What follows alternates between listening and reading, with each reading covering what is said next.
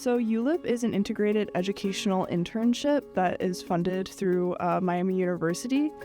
Students combine a semester's long worth of learning, including things such as urban exploration, pre-professional experience in order to come into Dayton for a 10-week-long internship program. With the Urban Leadership Internship Program, I want to explore further into the administration side of Miami Valley Child Development Center in order to see how we train our teachers to better service our students and families. It is a preschool promise school through the Head Start program with the U.S. Department of Health and Human Services. It's kind of rare to find a job where you walk into the building and you're expecting to learn something new every single day.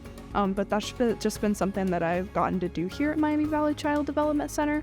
I've gotten to learn so many things just even in the first 5 weeks. This opportunity has helped me with leadership growth because it's been an opportunity for me to interact with professionals in my department who are a lot older than me and still understanding that I have the qualities in order to lead them forward. I am passionate about education. It's my major. It's what I want to do in the future.